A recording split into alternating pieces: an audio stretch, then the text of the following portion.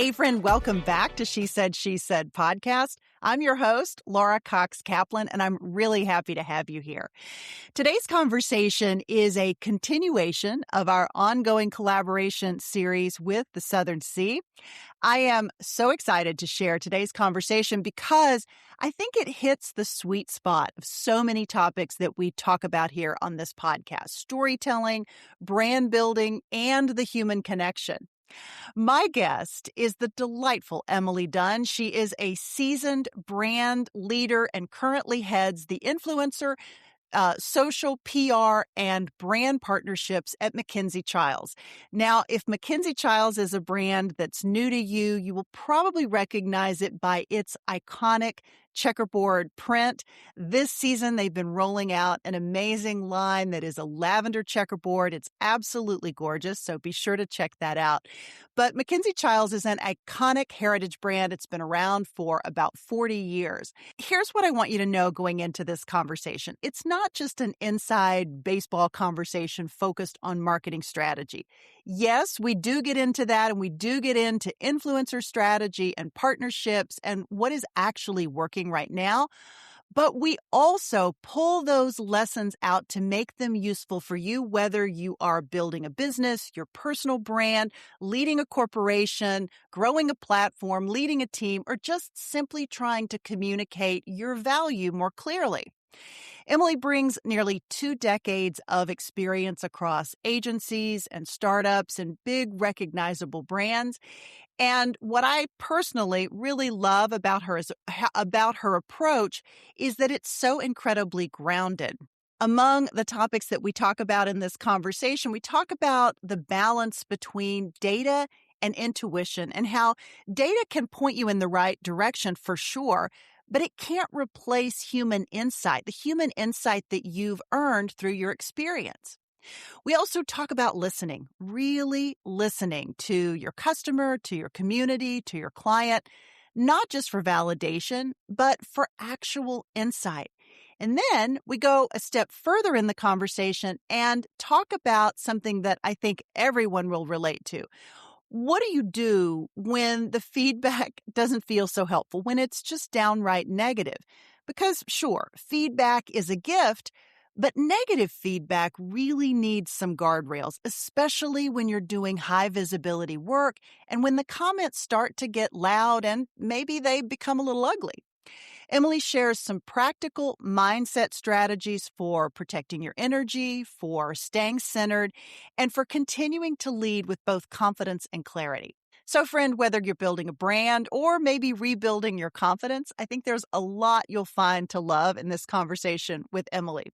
Here is episode 355, my conversation with the fabulous Emily Dunn, part of our She Said, podcast, the Southern Sea Collaboration Series for 2026. Enjoy. Emily, welcome to She Said, Thank you so much for having me. I'm delighted to be here. Well, I'm delighted to have you. I was so happy to have a chance to get to meet you at the Southern Sea and hear your presentation, and was really excited that we were going to have a chance to have this chat today. So why don't we start with a little bit of background? You work for Mackenzie-Childs, and for most people will know that very iconic brand. I have a couple pieces for anybody who's watching this podcast versus listening to it. I have a couple pieces of this new lavender collection that is just gorgeous sitting behind me. But maybe tell a little bit about the history of the brand, and then let's talk a bit about your story and how you got there. Hey, I love this question so much. What a perfect way to kick it all off. So Mackenzie-Childs has been around for 40 years. We are a beloved heritage brand.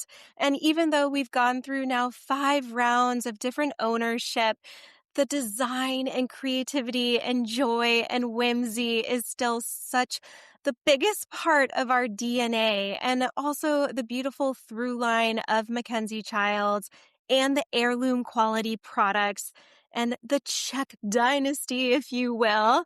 is that whole generational piece. It's so beautiful when someone's grandmother was collecting Mackenzie-Childs, and then those beautiful pieces that hold so many memories are then passed down to the mom, to the daughter, to the granddaughter. And we just love this generational story so much. And people really do know us for our checks. And now we've just branched out even more. We have our kitchen and dining, we have our decor, we have our rugs, our soft goods. And so, really, at Mackenzie-Childs, there is something for everyone. And in the beautiful products that we create, we really are hoping that when someone is gifted them, buys them for themselves, these sweet little products spark joy because that is what it is all about. We are meant to have fun in our life, and we're just excited that our products feel so special and have this like communal element to them too. So that's a little bit about Mackenzie-Childs and also what I do. Yes, it's so good. And then what I do there is I head up more the awareness side of the marketing, and I've been with them for almost 4 years now. So under my scope, my amazing team, we're doing all things organic social media, influencer marketing, public relations, experiential events, and brand partnerships. Totally pinching myself because what I get to do Monday through Friday is really just the best of the best. I'm so passionate about what I'm doing and the team that I've built and what we get to impact on the daily. So excited to share all of the insights here today, too. Love that. Maybe talk a little bit about what your background was to bring you to this role and what you were doing before. Yes, absolutely. I am coming here today with close to 17 years of experience, and that spans small startups, that spans agencies, that spans B2B, B2C, large corporations too. But really, I got my start in social media marketing, public relations, digital strategy, and I really gleaned a lot early on in my career on the agency side, working at such a fast pace, so many brands, so many verticals with the smartest, most creative people. And from there, I started working at brands like Fossil Group on the license side. So leading PR influencer for Kate Spade, Michael Kors, Tory Burch, Marc Jacobs, the list goes on and on. And that was so fun because that was so much exposure all at one time. I also did influencer marketing at Neiman's. I went over to Minted. It was so fun to dabble in holiday printed goods and bridal and registry and all of that too. And also took a turn and did some brand marketing over at Snack Kitchen in the wellness space and also did some more fashion too. And so for me, it's been this drive of curiosity to help brands when they're in build mode or pivot mode to really come back to being culturally relevant and really resonating with their communities and their consumers. And I'm just so thrilled that I've now grown that career and landed at Mackenzie-Childs and getting to work across my very favorite disciplines today. That's amazing. Okay, you said so much in that answer that I want us to kind of unpack that because some of the folks listening will be experts in this area, but an awful lot of people listening will be like, oh my goodness, what did she just say? Like, how do I even make sense of that? So over the course of 17 years, looking at storytelling in this way, right? Brand Yes. building and storytelling. Maybe talk a little bit about the most significant change that you've seen, positive and negative, as you kind of look at that landscape and look back at your career from sort of start to the point where you are now. And what should people sort of know and be thinking about? Maybe some guardrails as they think about Mhm. building these strong brands. Any advice that you have around those areas? Yes. Oh my goodness. I love this question so much. There's so much to unpack here. I think when it comes to storytelling, data is your friend, quantitative, qualitative. You're looking at social media and within your content, say it's a post on Instagram, really looking at the comments. What is your community saying? There's so many rich insights there, and that's such valuable data that you can take with you to better storytell on behalf of your brand. I think it's so exciting when you are taking a step back and you're seeing what your community is saying about your brand, what's resonating with them, what's making them feel excited, and then taking that back internally and ideating from there. I think it just makes things so much more compelling when you do it that way in the storytelling, because then it's so relatable. And also, people are like, oh my goodness, they're really listening to us. And that's really exciting too, because it becomes people first, it becomes community first. And in that regard, your storytelling and your brand messaging feels less forced. It feels like it has less of an agenda. And so I love that. I think it's so smart when people are gleaning those insights and taking that community feedback and then reiterating it in the brand's voice and tone into this beautiful storytelling. So I think that there's a lot of power in doing that, and it's right at your fingertips too. Yeah, it goes back to that whole notion of building something that is authentic. And while Yes, I feel like the word or the terminology is frankly overused quite a bit, at the sure. same time, like what it means at its core is really incredibly important. It's interesting.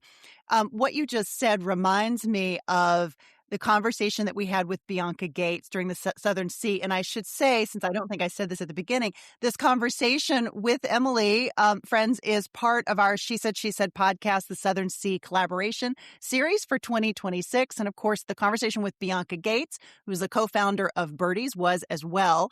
And Bianca talked about, that was a big listening to the customer was a big reason why they pivoted the brand from indoor shoes to shoes that you could wear everywhere. But she also said it became really painful to listen to those comments. She's like, it's not fun to have somebody say your baby is ugly or your baby doesn't work well. So, Emily, to that point, what's your advice for, look, 99% of people are kind and lovely, and that is great, right?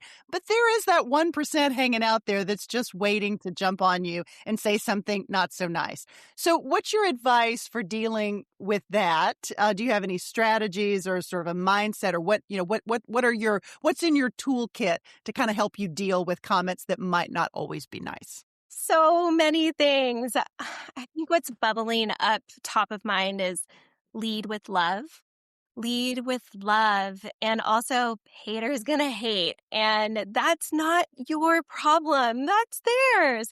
I think that especially as brands and influencers and people start to gain momentum and are growing quickly, that's gonna happen, unfortunately, at a larger clip. And it really tells a lot about you as a person, as a brand, in the way that you respond or in the way that you don't and you let it go. I think it's just like, let the ego go. Let's stay humble no matter what. Lead with love, with kindness, and with light. And oh my goodness, it stings. It stings when you hear comments and you see comments and maybe they are upset about something or they're saying something negative about a product. But you also can learn from those things too and have a really great community manager, have A++ customer service, and as you're training them, leading with love and kindness, thanking people for feedback, and also knowing when it's okay to archive something that has any tonality of hatred. At Mackenzie-Childs, we absolutely have we don't stand for anything when it comes to hate. And if it's going to be a very negative comment and it has that undertone, then that's okay to go ahead and archive, right? Because we've got to protect our peace. And as long as we're leading with love, then we're going to stay on that right path. Love all of that. But I also know, having something of a presence, not a huge presence, but something of a presence on social media, that it's hard not to internalize when some random person says something mean about you, right? Any Yes. advice for, again, to your point, like leading with love, which I think is a beautiful sentiment, and remembering maybe that person is broken or hurting or Yes. unhappy and starting from that point. But maybe anything else that you tell yourself just to keep those comments from crawling into your head and having them come back and sort of remind you of that nasty thing somebody said to you. I'm like, blinders on, good vibes only. That's probably going to come up again in this conversation, even when my team's feeling the pressure, or even if we're hearing something negative come our way, we're like, good vibes only, like blinders on. I think it's just, us women, we're so incredible. And when we advocate for one another, when we lift each other up, when we're each other's biggest cheerleaders, that's powerful. And sometimes if it's the influencer world, if it's the entrepreneur world, brand world, whatever it may be, it can feel competitive. But I really believe there's room for everyone and we are all unique.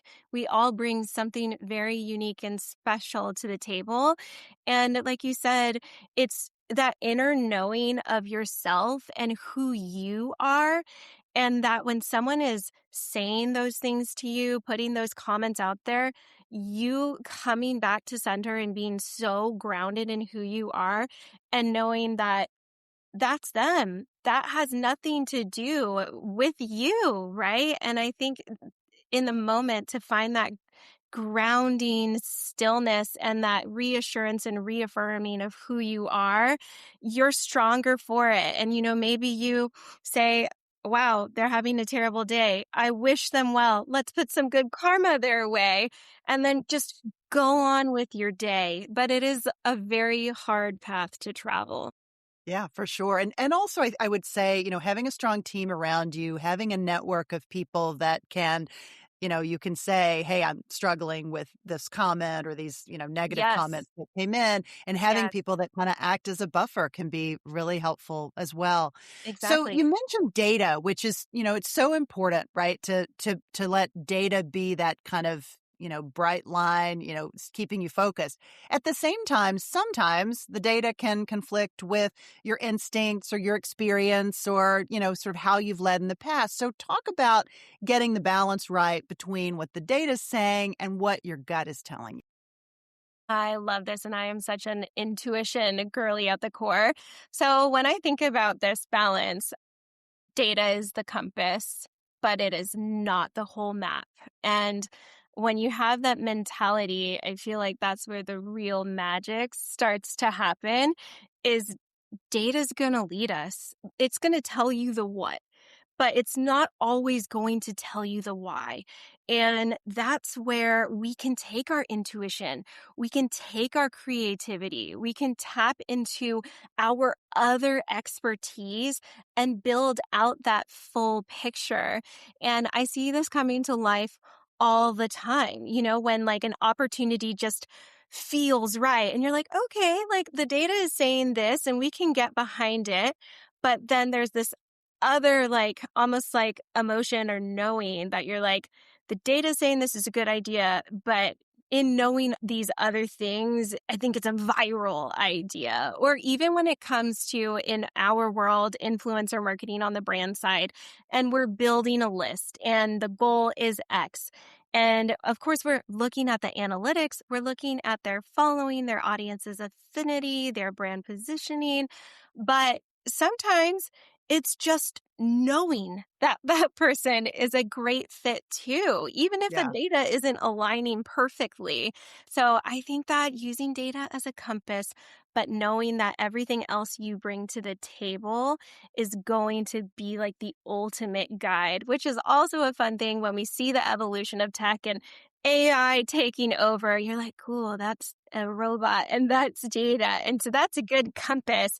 But you still bring that human element to the table too.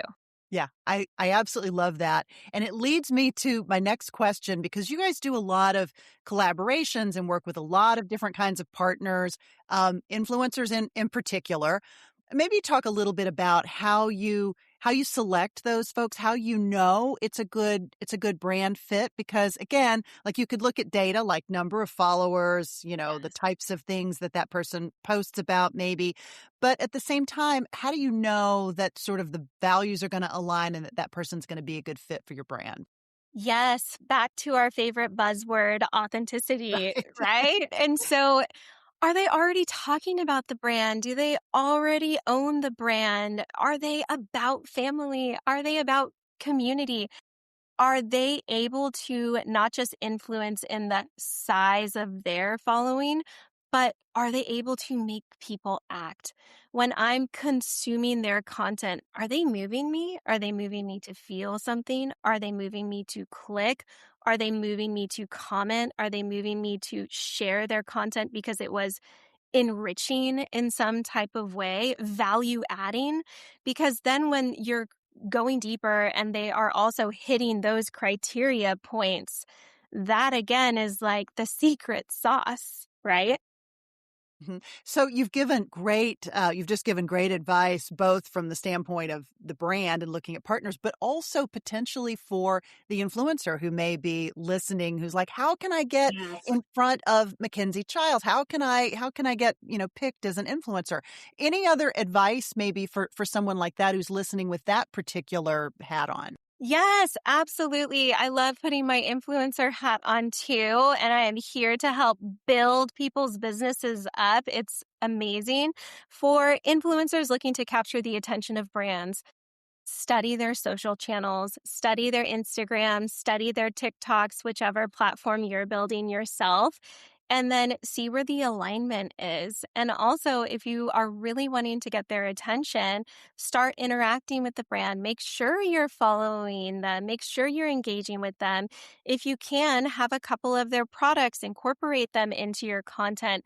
And really show that true alignment, that maybe generational tie if it's Mackenzie-Childs, how you're sparking joy in the everyday. I love like seeing creators, influencers doing pockets of peace and how are we just really helping our communities and bringing joy into the world. And I think when you are able to align yourselves to what the brands are all about and it still stays true to yourself, that really captures the attention of brands. And also, of course, brands, especially with bigger budgets, have access to a lot of software that can create or list build and things like that. But never be too shy to reach out to the brand. Send the brand a DM on Instagram, email the brand, find that alias, because we've found like some of our best partnerships through the outreach because that proactiveness matters. So I think doing those things, you really will be pleasantly surprised at the relationships that you can build with other brands too. Yeah, that's amazing. That's such good advice. Um, because we've just come from the Southern Sea and this conversation is part of that collaboration series, I'd love for you to talk a little bit about why gatherings like that are important. Maybe any takeaways that you had from the experience. I'm not sure if you had attended in the past or if this was the first time, but I'd love to know kind of what you learned from that and maybe advice for others who are going into, a networking or maybe conference type situation, how to get the most out of those experiences. Yes. Oh my gosh. Going this year to the Southern Sea was a full circle moment for me. I actually went 10, 11 years ago with one of Wow. my good friends, and it was much earlier on in my career. And it And was, in their inception, they've been around for 13, so that was the very beginning. yes, Oh. they had not arrived at Sea Island yet. It was in Charleston. Right. And I was just so inspired. I mean, the best brands, the most intelligent, beautiful, creative women, kind, supportive. And it was so like nourishing for me at the time and motivating. And then fast forward to last week and being up there on the stage with Annika, with Jasmine, with a room of just the most wonderful women was so full circle. Pinch me, absolutely incredible. Definitely got a little teary eyed at some points just because it felt so emotional to me in the best of ways. And I think for people who are exploring attending, like you got to do it. You have to figure out a way to get the tickets and to attend because it was hugely motivating for me. And I've had such a beautiful career trajectory. And there are so many people that you will meet at the Southern Sea that you will stay connected to, that it is amazing. I met this incredible woman also named Emily, and she was so sweet to come talk to me after the panel and so outgoing and incredible. And she has her own agency, boutique agency. And actually, I have some members of my team going out on maternity leave soon. So who did I email? Hi, Emily. It was so nice to meet you. I'd love to learn more about your services. Like, you just never know what is going to come from these truly fruitful connections made. You will leave with like a full heart. You will leave so inspired. You will leave with new learnings and insights. New ideas will be sparked. I know from the Mackenzie-Childs side and getting to be there with CWT Consulting too. Shout out to Caroline, the best in Yeah. business, and amazing. She's going to be joining me. Caroline Turnipseed will be joining me on the podcast as part of this series in a few weeks. I'm not sure exactly. I think it's next week or maybe the week after. But we're really excited to talk to her.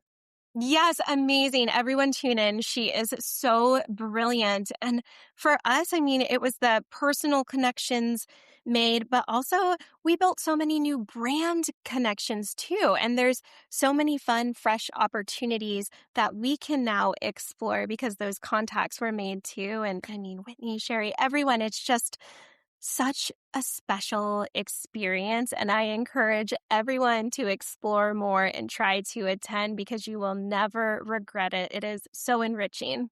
Yeah. Any advice that you have for follow-ups and making sure that like the people that you've met, you stay in touch with and, again, sort of maximizing the benefit of going to a professional conference like that?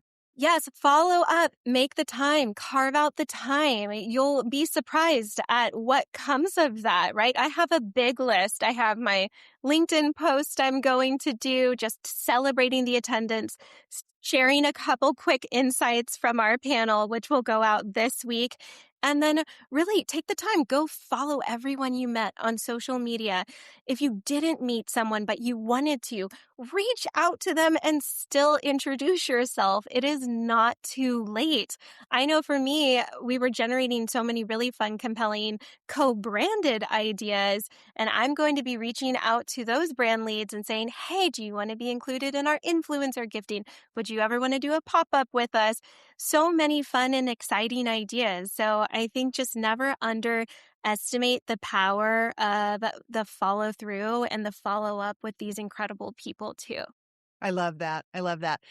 Let's go back to something that you talked about, sort of, you mentioned it in passing, which is AI. AI is new on the scene. It's kind of brand new. It has really shaken everything up, good, bad, and otherwise. I mean, I'm a big fan. I use it a lot. It's like a great thought partner, I find. Yes. And also helpful for kind of keeping things aligned. When you have kind of a clear set of brand values that you're operating toward, AI can be a really interesting thought partner. But maybe as you have been, experimenting with it, using it to some degree, talk about maybe, cautionary notes as well as things that people could be using it for that maybe they're not leveraging enough. Sure. I think there's so many pros, and it's definitely behooves everyone to be educated in it because there's a lot of risk that Absolutely. comes with Absolutely. it too, right? And Yeah. so I think first and foremost, even at Mackenzie-Childs, our IT department knows exactly how each team is using and leveraging AI. And so there's transparency around that. So I think on the business side, on the brand side, that's super important too. And But is that typically, I'm sorry to interrupt you, but is sure. that typically like writing product descriptions for the most part, or so what are you talking about exactly? Sure, absolutely. So for us on the social influencer side, a lot of our software services have AI just embedded in them. Visual tracking, suggested hashtags, suggested copywriting, all of those things. I know on the creative side too, so much embedded in the software. But to your point, the pros, like, they are such a great, like, ideation tool, a troubleshooting tool, and thought starters. I think it's beautiful with that. You first in your mind formulating, okay, I want to build a product that looks like this. I would hope that a consumer would perceive it as this. And I would like to tie it into a trend. Can you spit out some supportive things for me in relation to that? I think that it's really brilliant if you're using it that way. I also think you can use it to organize your notes, things of that nature, and keep you efficient in your workflows as well. And I think when you're bringing thought starters that AI generated, but you're bringing it to a weekly team meeting or a one-on-one, and then you all, human to human, are talking about what it spit out, then that is a smart use of it. I would say be super careful about the information you are typing into it. If it is something like a chat GPT, you want to make sure that you are archiving or deleting anything that could be sensitive, anything confidential. Just don't even go there. Don't even put it in there. But I think when you are educated in it, it can be such a great, efficient tool. And we use it all the time. I mean, me personally, professionally. And one thing I want to do is start exploring more of my creative side. And so I will tell, ChatGPT, these are my favorite hobbies. What would you suggest that I try and do as a side project to nurture myself, right? Like That busy mom, but wanting to get back to that creative identity and have some fun. So I think that there's a lot of beautiful ways that we can use it as well. I love that. One of the ways that I've been using it this year is for meal planning. So Yes. my husband and I are very sensitive to sugar and cholesterol, and some of us more than others are aiming for a bit of weight loss.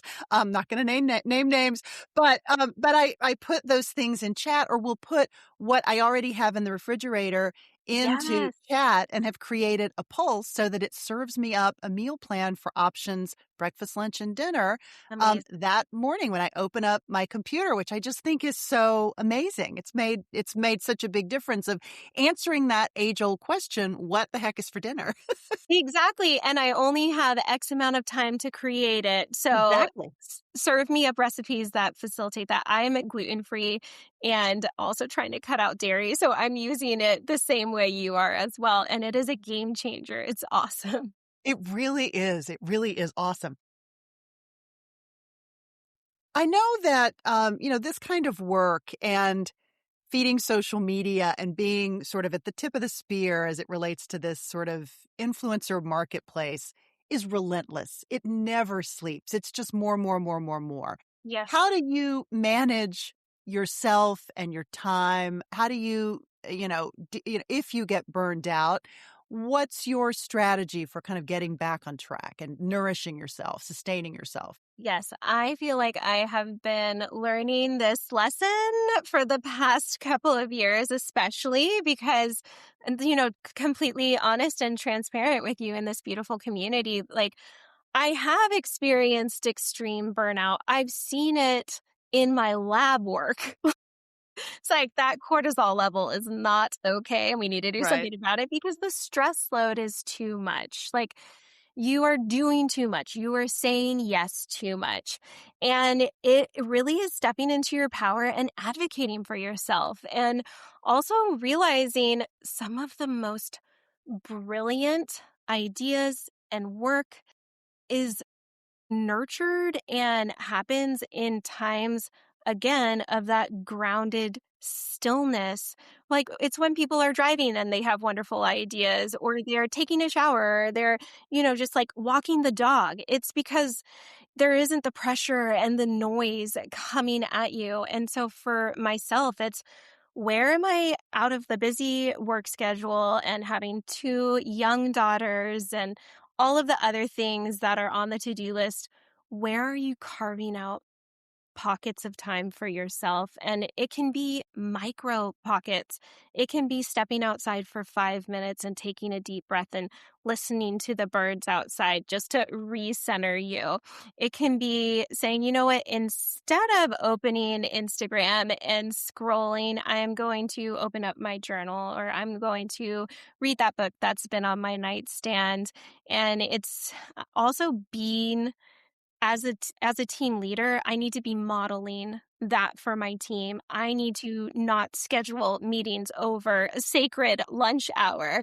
I need to say, hey, everyone, I'm going to go nourish my body. I'm going to step away from my screen. You should do the same, right? And even thinking about the Southern Sea and traveling and all of the things. And then my team member, she's on to host a WAG Super Bowl party. I'm reaching out to her and I'm saying, we need to find you an additional day of PTO. We need to make sure that you are giving yourself time to recharge, because I want you at your best too. And I know your best is rested. It's not this like always saying yes, always consuming, trying to hop on the next trend, right? It just gets so overwhelming. I think that's why we're seeing right now that trend of going analog. It's because we've had this like fire hose of like media and content and social and influencer and overconsumption. And now we're like,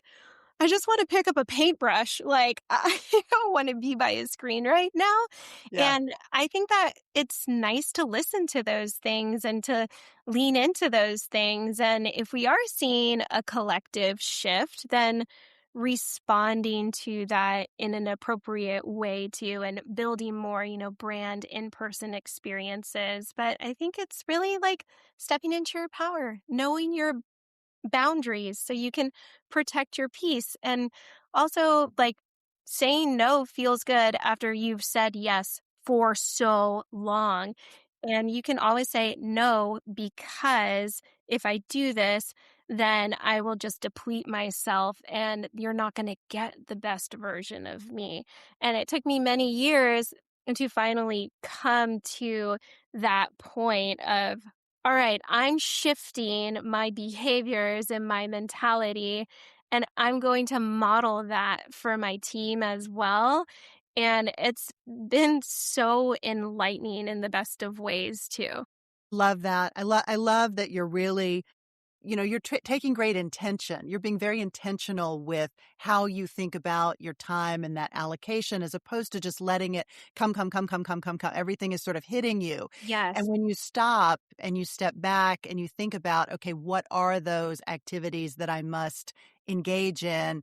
If there's too much on my plate, who can I delegate that to? You said Yes. something as well about, keeping an eye on your team, especially when you're in a high Yes. pressure situation, and helping to help them navigate this as well. And, maybe providing some encouragement for them to take that a little bit of time off, to take a step back, reminding them that it's really important, that you're going to be better. You're going to come back better Yes. by managing your time and yourself a little bit better. So I love all that you just said. I think that's such great advice.